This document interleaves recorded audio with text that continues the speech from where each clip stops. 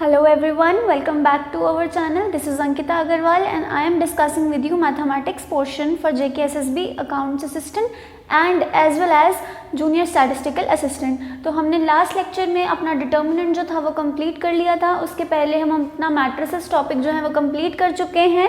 तो जैसे कि हम करते हैं हर एक टॉपिक के बाद उसके कुछ MCQs देखते हैं एक लेक्चर में, और वही हम आज करेंगे. तो आज देखते हैं डिटर्मिनेंट्स के कुछ MCQs सिर्फ इतने नहीं हैं. अगर आप नेट पे चले जाओगे तो आपको ढेर सारे MCQs मिल जाएंगे, वहाँ पर जाके अपनी प्रैक्टिस ज़रूर कीजिए. ओके, तो चलिए स्टार्ट करते हैं आज का लेक्चर स्टार्ट करने से पहले जिन्होंने चैनल को अभी तक सब्सक्राइब नहीं किया है तो डू सब्सक्राइब इट. ऑल्सो अगर आपको वीडियोस पसंद आ रही हैं तो वीडियोस को शेयर कीजिए, लाइक कीजिए, उन पे कमेंट कीजिए ताकि हमें भी पता चले कि आपके लिए हमारा मटेरियल जो है वो बेनिफिशियल प्रूव हो रहा है. तो चलिए स्टार्ट करते हैं. सबसे पहले आई एम होपिंग कि जो भी बच्चे MCQs वाला लेक्चर देख रहे हैं उन्होंने डिटर्मिनेंट के पिछले टॉपिक्स जो हमने कर लिए हैं वो सारे आपने पढ़ रखे हैं और आपने उनको मेमोराइज भी किया है, क्योंकि कोई भी चीज़ है आपको मेमोराइज करनी ही पड़ेगी. और जब तक आप मेमोराइज नहीं करोगे तब तक वो चैप्टर आपको क्लियर नहीं होगा. ठीक है, चाहे वो मैथ्स है, हिस्ट्री है, जियोग्राफी है, मेमोराइज करना हर चीज़ को इम्पॉर्टेंट है. तो ये जो आज के क्वेश्चंस हैं ये सब उन्हीं टॉपिक्स पे बेस्ड हैं जो हमने अपने पिछले 4 से 5 लेक्चर्स में पढ़े हैं.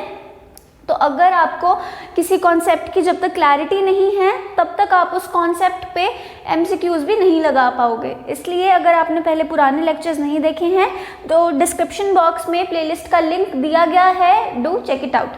तो पहला आपका MCQ है, 2 डिटर्मिनेंट्स आपको इक्वल दिए हैं, देन आपको निकालना क्या है, आपको x की वैल्यू निकालनी है और आपको 4 ऑप्शंस दिए गए हैं. अब मुझे ये डिटर्मिनेंट और ये डिटर्मिनेंट इन दोनों मैट्रिसेस का डिटर्मिनेंट बताया गया है कि इक्वल है. जब हमने मैट्रिसेस पढ़ा था हमने वहाँ पे इक्वालिटी ऑफ मैट्रिसेस देखी थी और वहाँ पे हमने देखा था कि इक्वालिटी का यूज़ करके हम किस तरह x की वैल्यू फाइंड आउट करते हैं. ठीक है, तो यहाँ पे भी वहाँ पे हम कॉरेस्पॉन्डिंग एलिमेंट्स को इक्वेट करते थे, बट यहाँ पे डिफरेंस समझो. ये मैट्रिक्स नहीं है, ये मुझे मैट्रिक्स नहीं दिया हुआ कि this matrix is equals to this, ना बिल्कुल भी नहीं, ऐसा नहीं दिया हुआ. मुझे क्या बोला है कि इस मैट्रिक्स का जो डिटर्मिनेंट है वो इस मैट्रिक्स के डिटर्मिनेंट के इक्वल है. डिटर्मिनेंट इक्वल होने का मतलब जो वैल्यू निकल के आती है 2 डिटर्मिनेंट्स को सॉल्व करने के बाद वो वैल्यू इक्वल है. तो जब हम इसका डिटर्मिनेंट निकालेंगे, अपने सॉल्यूशंस हम इस साइड पे लिख रहे हैं, तो ध्यान रखो क्वेश्चन वहाँ है, सॉल्यूशन यहाँ है. पहले वाला जो मेरा मैट्रिक्स था 2x - 1 4 2, इस मैट्रिक्स का क्या क्वेश्चन है आपका, -1 4 2.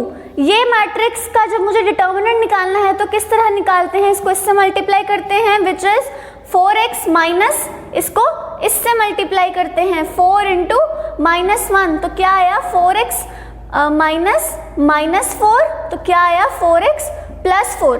ये आ गया मेरा किसका डिटर्मिनेंट, इसका डिटर्मिनेंट. ठीक है, अब देखेंगे उसका डिटर्मिनेंट विच इज व्हाट 3 2 0 1. इसका जब हम डिटर्मिनेंट निकालेंगे तो क्या आएगा, 3 into 1 3 minus 2 into 0 0 is equals to 3. दूसरे मैट्रिक्स का डिटर्मिनेंट ये आ गया. मुझे क्वेश्चन में बोला है कि ये डिटर्मिनेंट इसके इक्वल है, which means that which implies that 4x plus 4 is equals to 3. यहाँ से क्या निकलेगा, 4x is equals to 3 minus 4 is equals to -1, तो x will be equals to -1 upon 4. तो क्या ये ऑप्शन, क्या ये आंसर मेरे ऑप्शंस में है. अगर आपने ऑप्शंस को अच्छे से रीड किया तो मेरा डी ऑप्शन मुझे ये आंसर देता है, विच मीन्स मेरे x की वैल्यू क्या है, -1 अपॉन 4. ध्यान आपको क्या रखना है, अगर यहाँ पे डिटर्मिनेंट की बजाय मैट्रिक्स होता इस तरह कि मुझे बोला गया होता कि 2 मैट्रिसेस इक्वल हैं, तो मैं क्या करती, तो मैं उनके कॉरेस्पॉन्डिंग एलिमेंट्स को इक्वेट करती. किस तरह, 2x को इक्वेट करती किससे, 3 से, वहां से मेरा x निकल के आ जाता 3/2, मेरा क्वेश्चन खत्म। बट यहाँ पे मुझे क्या गिवन था, मुझे मैट्रिक्स गिवन नहीं था, मुझे डिटर्मिनेंट गिवन था। And determinant is what, it is a number associated with the matrix, इसलिए मुझे इस डिटर्मिनेंट को सॉल्व करना पड़ा, इस डिटर्मिनेंट को भी सॉल्व करना पड़ा, उनको इक्वेट करना पड़ा, और वहां से मेरे x की वैल्यू जो थी वो निकल कर सामने आई। ठीक है, तो सोल्यूशन साथ साथ में लिखते जाना अगर आप कहीं पे नोट कर रहे हो, ताकि आपको कंफ्यूजन ना हो लेटर ऑन। ठीक है, नेक्स्ट क्वेश्चन पे चलते हैं। नेक्स्ट क्वेश्चन में मुझे क्या बोला गया है, the value of this is, this का मतलब क्या है, सबसे पहले आपको मैट्रिक्स और डिटर्मिनेंट का डिफरेंस पता होना चाहिए। जब हम एक मैट्रिक्स बनाते हैं तो वो एक ब्रेसेस, उनको ब्रैकेट्स में रखा जाता है। ठीक है ना, जब ब्रैकेट्स में वैल्यूज होंगी तो उसको क्या बोलते हैं हम, मैट्रिक्स। बट यहाँ पे जब ब्रैकेट्स नहीं हैं तो ये क्या कहलाता है, मेरा डिटर्मिनेंट। इसका मतलब क्या होता है कि मुझे डिटर्मिनेंट की वैल्यू निकालनी है और मुझे इस पूरे डिटर्मिनेंट की वैल्यू पूछी गई है, तो पहले डिटर्मिनेंट लिख लो कि मुझे वैल्यूज क्या दी गई हैं, सॉल्व इट विद मी, ताकि आपके डिटर्मिनेंट की भी प्रैक्टिस हो जाए। अब आपको इसको सॉल्व करना है तो हम किसके लॉन्ग एक्सपैंड करेंगे, रो के लॉन्ग एक्सपैंड करेंगे, तो क्या आएगा, 6 into this minus this, 3 minus 4 क्या होता है, ये प्लस माइनस प्लस, पहले वाले के साथ प्लस, फिर माइनस 0, इसकी कॉलम को छुपा दो, इसकी रो को छुपा दो, क्या आएगा, 2 into 3 minus 1 into 4। I hope आपको दोबारा मुझे पूरा लिखने की ज़रूरत नहीं है, क्योंकि हमने अपने पुराने लेक्चर्स में डिटर्मिनेंट को बहुत बार डिस्कस कर लिया है। फिर इसके बाद नेक्स्ट आता है हमारा ये वाला विच वॉज -4, फिर हम इसकी रो को, इसकी कॉलम को छुपाते हैं, इसकी रो को छुपाते हैं, और पीछे बचा 2 1 1 1, और इसका डिटर्मिनेंट कैसे निकलेगा, इसको मल्टीप्लाई करके माइनस इसको। ठीक है, तो ये आएगा 6 इंटू -1 माइनस, जब ये 0 आ गया तो 0 को जब हम इस पूरे से मल्टीप्लाई करेंगे तो ये 0 हो जाएगा, इसलिए मैंने इसको क्या कर दिया, इसको कैंसिल आउट कर दिया। अगले पे चलो, प्लस -1, प्लस माइनस क्या होता है, -1 हो गया, और 2 - 1 क्या हो गया, 1, तो ये मेरा क्या आया, -6 - 1 विच इज वॉट, मेरा -7। तो मेरा आंसर आ गया -7। क्या ये आंसर मुझे किसी ऑप्शन में दिया है, तो जी हाँ बिल्कुल दिया है, जो मेरा ए ऑप्शन है, that is giving me the determinant, the value of the determinant of this particular matrix. ठीक है, या तो आपको लिखा गया होगा the value of determinant of matrix A is, या ए मैट्रिक्स को ऑलरेडी डिटर्मिनेंट में डाला होगा जैसे इसने डाला था, और हमको ये ऑब्वियस है कि अब मुझे इसका क्या निकालना है, इसका डिटर्मिनेंट निकालना है। ऑलराइट, नेक्स्ट क्वेश्चन पे चलते हैं। If this matrix is a singular matrix then x is, x कहाँ है, x है ये। अब मैंने आपको सिंगुलर मैट्रिक्स बताया था, क्या था, सिंगुलर मैट्रिक्स एक वो मैट्रिक्स होता है जिसका डिटर्मिनेंट किसके इक्वल होता है, जिसका डिटर्मिनेंट किसके इक्वल होता है, 0 के। अगर मैं इस मैट्रिक्स को ए मैट्रिक्स मान लूं तो ये सिंगुलर मैट्रिक्स कब होगा, तब माना जाएगा जब मैं इसका डिटर्मिनेंट निकालूंगी और उस डिटर्मिनेंट की वैल्यू क्या होगी, 0। तो उसके लिए मुझे बोला गया है सिंगुलर मैट्रिक्स, तो मुझे क्या करना पड़ेगा, मुझे निकालना पड़ेगा इसका डिटर्मिनेंट। इसका जब डिटर्मिनेंट निकालूंगी फिर उसको किससे इक्वेट करूंगी, 0 से इक्वेट करूंगी, ताकि मेरे x की वैल्यू जो है वो निकल के आए। देखते हैं किस तरह। तो यहाँ पे पहले अपना मैट्रिक्स लिख लो, 2 + x। अगर आप साथ साथ में सॉल्व कर रहे हैं तो do right your answers in the comment section.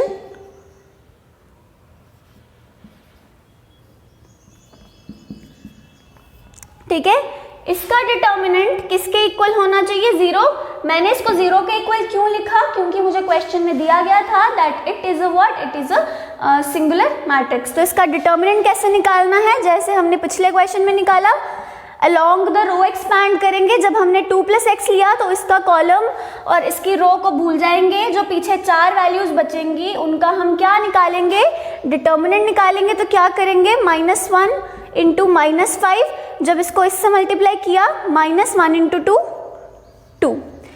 फिर जब मैंने सेकेंड एलिमेंट लिया तो मेरा -3 आ गया, -3 के बाद इसकी रो और इसकी कॉलम को छुपा दो, तो इसको और इसका डिटर्मिनेंट निकालो, तो कैसे आएगा, 1 into -5 minus x into 2 which is 2x। फिर लास्ट एलिमेंट पे आ जाओ, 4 पे आ जाओ। 4 पे जब आप आ गए तो इसका और इसका डिटर्मिनेंट निकलेगा, तो वो क्या आएगा 1, तो वो आएगा 1 minus x into -1 which is again what -x। और अगेन ये किसके इक्वल रहेगा, 0 के इक्वल रहेगा। ठीक है, वो आपको आगे समझ आएगी कि हमने इसको कैसे यूज किया। अब जब हम यहाँ आ गए तो इनको सिंप्लीफाई करो। अभी 2 प्लस एक्स ब्रैकेट के बाहर है तो बाहर ही रहेगा।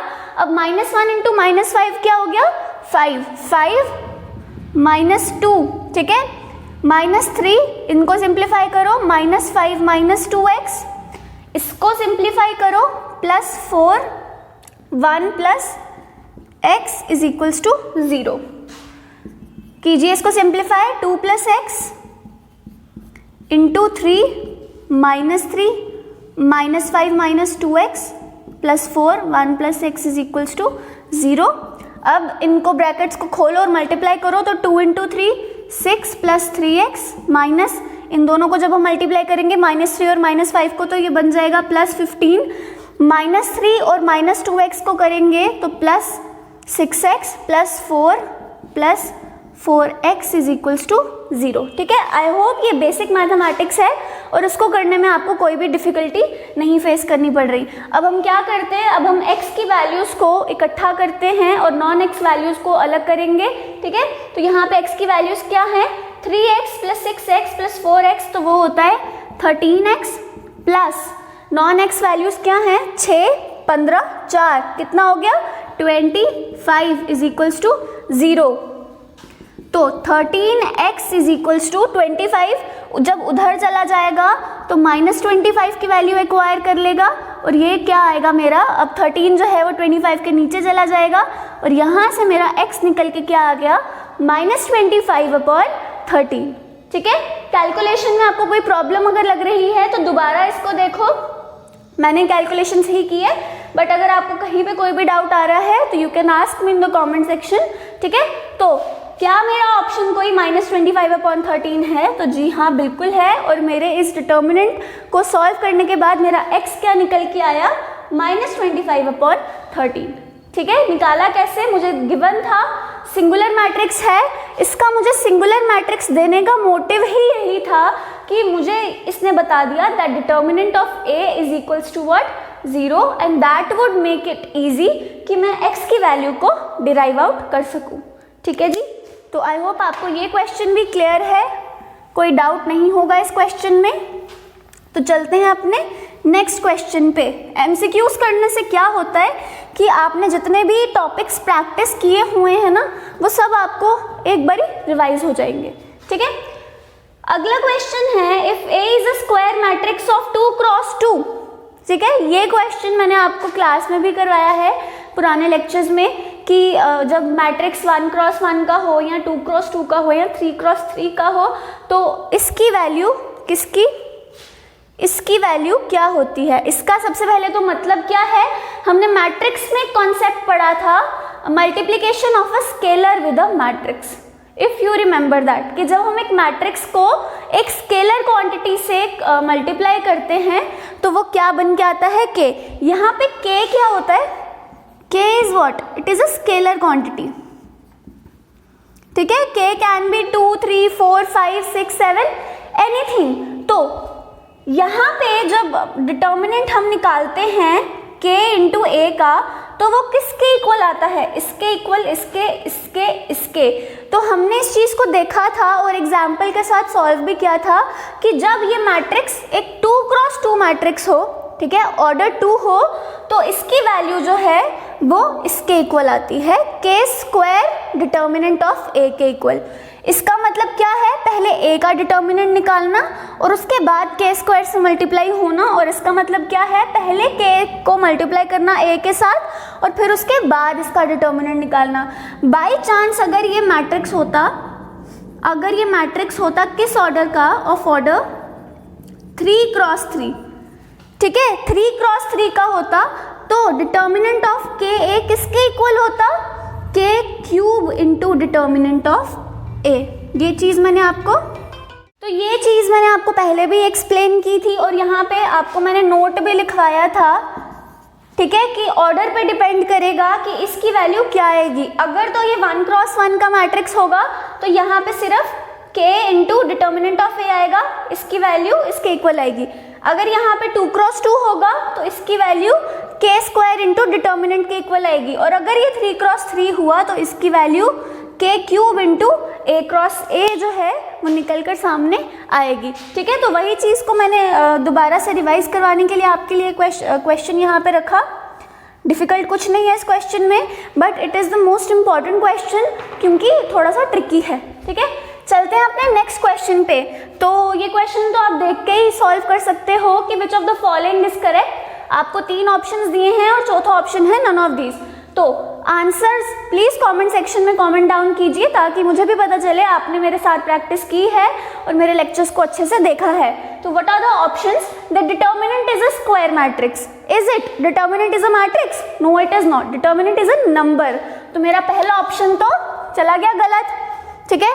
फिर उसके बाद determinant is a number associated to any matrix. What does this mean? Any matrix का मतलब है कि वो जो मैट्रिक्स है वो कोई भी हो सकता है, रेक्टेंगुलर हो सकता है या स्क्वायर भी हो सकता है। क्या ये ऐसा पॉसिबल है? अगर एक मैट्रिक्स आपका रेक्टेंगुलर है तो क्या आप उसका डिटर्मिनेंट निकाल सकते हो?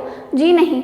क्या आपको मैंने सिखाया है कि आप डिटर्मिनेंट एक रेक्टेंगुलर मैट्रिक्स का किस तरह निकालते हैं? तो हमने नहीं सीखा हुआ, because that does not exist. For determinant to be deducted एक मैट्रिक्स कैसा होना चाहिए? स्क्वायर होना चाहिए। और इसलिए जब यहाँ पे मुझे एनी मैट्रिक्स दिया गया है तो वो ऑप्शन मेरा क्या हो जाएगा? गलत हो जाएगा। Third option, determinant is a number associated to a square matrix. Determinant एक ऐसा नंबर है जो किसके साथ एसोसिएटेड होता है? एक स्क्वायर मैट्रिक्स के साथ, जो कि बिल्कुल सही बात है। और इसलिए मेरा करेक्ट ऑप्शन क्या होगा? ऑप्शन नंबर सी, ठीक है। और अगर आपको इन तीनों ऑप्शंस में से कोई भी सही नहीं होता अगर ऑप्शन, तो हम क्या मार्क करते हैं? हम मार्क करते हैं नन ऑफ दीज, ठीक है। तो चलते हैं अपने नेक्स्ट क्वेश्चन पे। What is the value of the following determinant? तो ये आपको दे रखा है हमने डिटर्मिनेंट, ठीक है। तो अब आप ज़रा निकाल के बताओ मुझे कि किस तरह इस डिटर्मिनेंट को निकालोगे और इन ऑप्शंस में से क्या इसका क्या आंसर आपको आएगा। ये क्वेश्चन अगर आपको पेपर में आ जाए तो आप इस क्वेश्चन में क्या करोगे? आप कंफ्यूज हो जाओगे क्योंकि बहुत सारे ए है, बी हैं, सी हैं, और जब ऐसा एक डिटर्मिनेंट हम देख लेते हैं तो हम कंफ्यूज हो जाते हैं कि जब मल्टीप्लाई करेंगे वो तो कुछ और ही बन जाएगी वैल्यू, और आप क्या मार्क करके आ जाओगे? आप नन मार्क करके आ जाओगे, है ना, जो कि गलत बात है। अगर आपने लेक्चर्स को ध्यान से देखा तो हमने एक दिन डिस्कस की थी प्रॉपर्टीज ऑफ डिटर्मिनेंट्स, की थी या नहीं? उसमें हमने एक प्रॉपर्टी ये लिखी थी कि जब कोई दो रोज या कॉलम्स कैसी हो?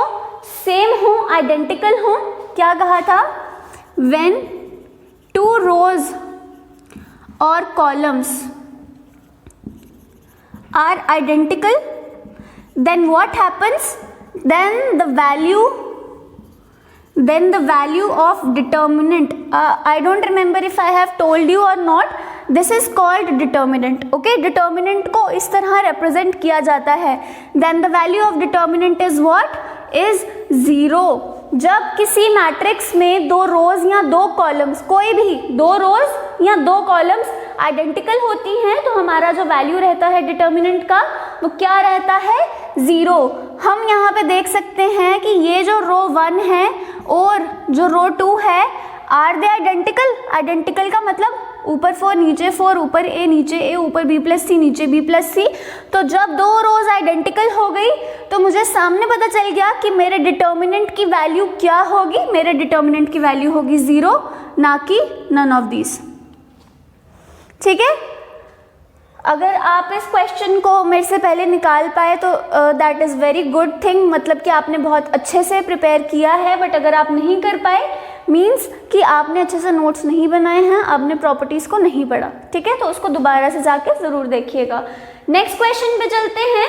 माइनर निकालना मैंने आपको सिखाया है किस तरह निकालते हैं। मैंने आपको कहा था आपको किसी एक मैट्रिक्स के किसी एक एलिमेंट का माइनर निकालने के लिए बोल दिया जा सकता है और आपको क्या निकालना पड़ेगा, उसका माइनर। तो क्या फाइंड आउट करना है, find the minor of element what, element 6 count नहीं करना कि आप काउंट करो ये पहला, दूसरा, तीसरा, चौथा, पांचवा, छठवां, नहीं, आपको उस एलिमेंट का क्या दिया है, नाम दिया है कि वो एलिमेंट का नाम क्या है, ठीक है। In the determinant this one, इसमें आपको किसकी वैल्यू फाइंड आउट करनी है, 6 का माइनर। क्या फाइंड आउट करना है, माइनर ऑफ 6। तो जब हम माइनर किस तरह सॉल्व करते हैं, माइनर वाली 6 जिस रो में और कॉलम में प्रेजेंट है उस रो को छुपा देंगे, उस कॉलम को छुपा देंगे और पीछे जो वैल्यूज बचेंगी उनका हम क्या करेंगे, डिटर्मिनेंट, ठीक है। तो क्या आएगा, डिटर्मिनेंट कैसे निकालते हैं, 1 × 8 - 7 × 2 विच इज 14। तो मेरा आंसर क्या आ गया, -6। तो -6 आंसर में है क्या, जी हाँ बिल्कुल है, यहाँ पे मेरा आ गया -6।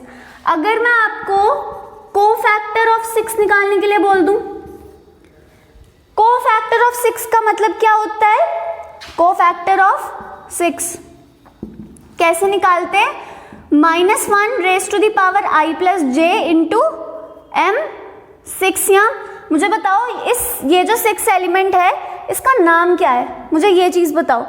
1 का नाम क्या है, A11, A12, A13, A21, A22, A23। तो मेरा 6 क्या एलिमेंट हुआ, A23। तो यहाँ पे भी क्या आएगा, M23, है ना, ठीक है। क्यों निकाला हमने ये, क्योंकि हमको क्या मालूम करना है कि I क्या है और J क्या है। जब तक वो नहीं पता चलेगा हम कोफैक्टर नहीं फाइंड आउट कर सकते। I और J क्या हो गए कि जो मेरा 6 एलिमेंट है वो कौन से रो में प्रेजेंट है और वो कौन से कॉलम में प्रेजेंट है, ठीक है ना। तो -1 रेज टू द पावर, रो कौन सी है, 2, तो I आ गया 2, प्लस कॉलम कौन सा है, 3, तो J आ गया 3, और M23 क्या निकला था मेरा, -6, ठीक है। तो -1 रेज टू द पावर 2 + 3 हो गया 5, ये हो गया -6, -1 raise to power something odd, तो माइनस जो है वो वहाँ पे रिटेन रहेगा। तो क्या आएगा, -1 × -6, तो दो माइनसेस जब मल्टीप्लाई होते हैं तो मेरा आंसर क्या निकल के आता है, पॉजिटिव।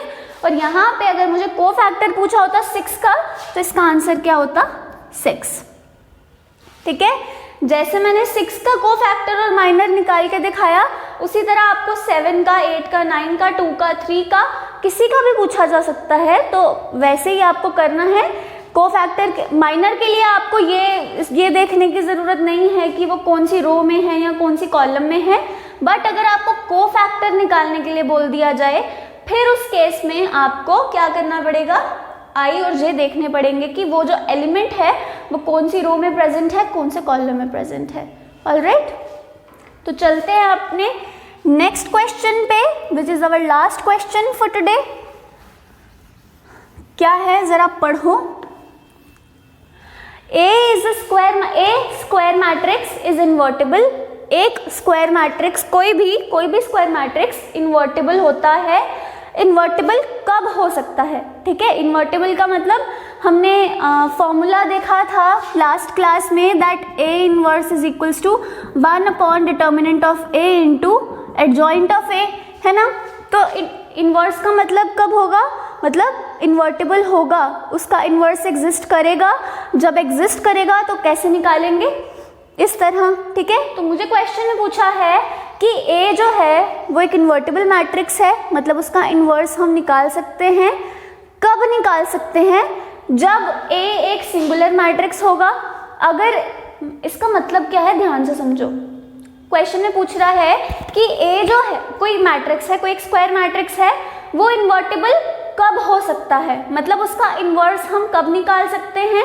ऑप्शन है जब A एक सिंगुलर मैट्रिक्स होगा। सिंगुलर मैट्रिक्स का मतलब कि determinant of A is equals to 0, ठीक है। दूसरा ऑप्शन कह रहा है कि determinant of A is not equals to 0, ठीक है। नॉन सिंगुलर का मतलब क्या है कि डिटर्मिनेंट 0 के इक्वल नहीं है, माइनस हो पॉजिटिव हो सब चलेगा। थर्ड ऑप्शन है A can be both. Third का मतलब क्या है कि A 0 भी हो सकता है और नॉन 0 भी हो सकता है, और चौथा ऑप्शन है नन ऑफ दीज। तो अगर आपने लेक्चर ध्यान से देखा था तो मैंने आपको स्ट्रिक्टली बोला था कि ए इन्वर्टिबल तभी होगा जब determinant of A is what, it is not equal to 0। अगर डिटर्मिनेंट ऑफ ए जो है वो 0 मैंने पुट कर दिया यहाँ पे फॉर एग्जाम्पल, तो ये तो आपका 1/0 हो गया है ना। तो उसके बाद तो हमारा क्वेश्चन निकल ही नहीं सकता, क्योंकि हमको पता है जब डिनोमिनेटर में अगर 0 आ गया तो वो क्वेश्चन तो इनफाइनाइट चला गया ना, कि नॉट बी डिटरमाइंड आ गया उसकी वैल्यू, तो वो वैल्यू तो हम निकाल ही नहीं सकते। बट अगर हम इन्वर्स निकाल रहे हैं दैट मीन्स व्हाट, कि determinant of A it should be not equal to 0। तो इसका मतलब क्या है कि A is non singular matrix. ठीक है, जो वन लाइनर्स होते हैं वो आपको एमसीक्यूज की फॉर्म में जरूर पूछा जा सकते हैं, और इसलिए उनका कॉन्सेप्ट जो है वो आपका क्लियर होना चाहिए। ठीक है, तो ए इन्वर्टिबल कब होगा, जब ए एक नॉन सिंगुलर मैट्रिक्स होगा, ना कि एक सिंगुलर मैट्रिक्स। ठीक है, तो ये थे आपके आज के क्वेश्चंस। लास्ट लेक्चर में हमने जब इन्वर्स किया था हमने यहाँ तक रखा था। इसकी एक प्रॉपर्टी है अगेन जो आपको एमसीक्यू की फॉर्म में पूछी जा सकती है, वो आपको सॉल्व करने के लिए कोई नहीं बोलने वाला, क्योंकि वो एक बहुत बड़ा लेंथी प्रोसेस है। ठीक है, तो अगर आपको ए बी का इन्वर्स दे दिया जाए, ए बी का इन्वर्स दे दिया जाए, this is equals to what, B inverse into A inverse. ठीक है, इस प्रॉपर्टी को नोट डाउन कर लो अगर आपने नोट्स बनाए हैं तो, वरना स्क्रीनशॉट ले लो, जो भी करना चाहते हो आप करो। तो क्या है ये ए बी का इन्वर्स, मतलब इसका मतलब क्या है, पहले इनकी मल्टीप्लिकेशन, ठीक है, ए और बी की, एंड देन इन्वर्स।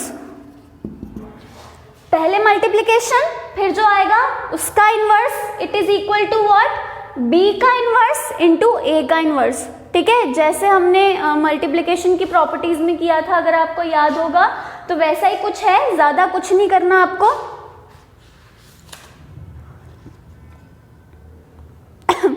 ज्यादा कुछ नहीं करना आपको बस याद रखना है कि ए बी का inverse is equals to what, पहले B inverse into A inverse. ठीक है, तो इस प्रॉपर्टी को ध्यान में रखो। तो आपका जो डिटर्मिनेंट टॉपिक था वो यहीं पे समाप्त होता है, यहीं पे ख़त्म होता है। इसमें और कुछ भी पढ़ने वाला नहीं है आपके लायक, तो ज़्यादा डेप्थ में जाने की भी ज़रूरत नहीं है कि आप एनसीईआरटी बैठ के पूरी सॉल्व करने लग जाओ। क्वेश्चंस प्रैक्टिस करो, बट उन्हीं टॉपिक्स पे प्रैक्टिस करो जो क्लास में डिस्कस हुए हैं। तो की प्रैक्टिसिंग। अगर आज का लेक्चर आपको अच्छा लगता है तो लेक्चर को ज़रूर लाइक कीजिए, शेयर कीजिए अपने फ्रेंड्स के साथ, और चैनल को सब्सक्राइब ज़रूर कीजिए। तो thank you so much for watching and have a nice day.